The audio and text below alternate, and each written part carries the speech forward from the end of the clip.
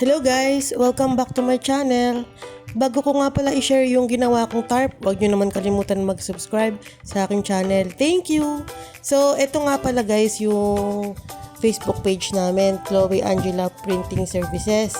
Ito yung mga services na ino-offer namin. Tsaka gumagawa rin po kami ng mga laptop, desktop, tsaka printer. So, ito na po yung nililayout ko. Ito po ay 3x8 size na tarpaulin. So si ma'am nag-send sa akin ng layout. Gagayahin ko lang para sa kanilang signage. So ito, ayan, nag-search lang ako ng logo ng Petron Gasol. Meron naman sa Google kaya madali ko lang nahanap.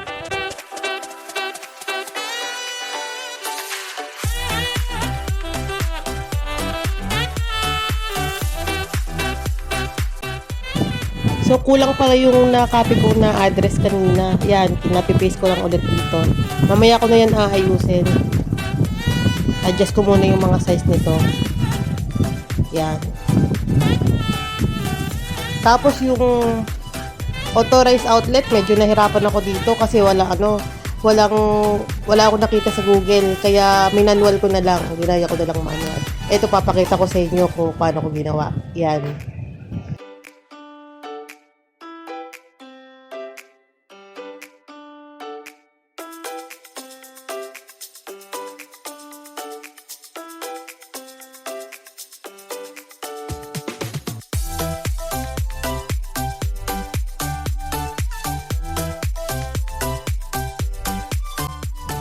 So dito hindi ko makita yung katulad na font nung ginamit dito. So ginaya ko na lang yung medyo malapit na font. Tapos yan, kailangan naka-curve yung yung text. Ginanyan ko lang. Nilagyan ko lang ng arc. Inarc ko lang siya, tapos color white. That color white yung yung font color. Tapos ganyan. Adjust ko lang ng ganyan.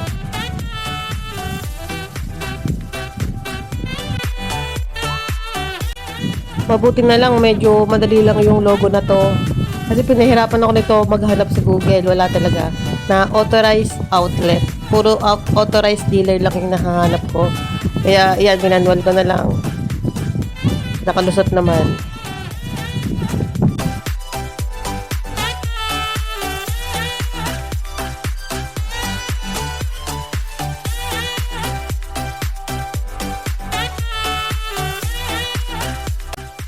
Tapos ito guys, yung kulay puting tangke, ginawa ko lang siyang white dyan.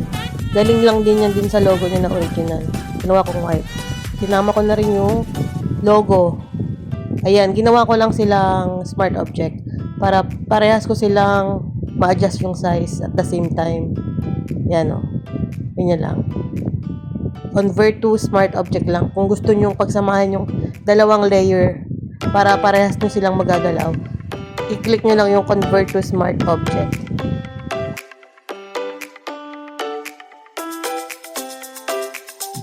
O, ayan. Medyo kamukha naman, no? Pwede na yan, no? Ayan.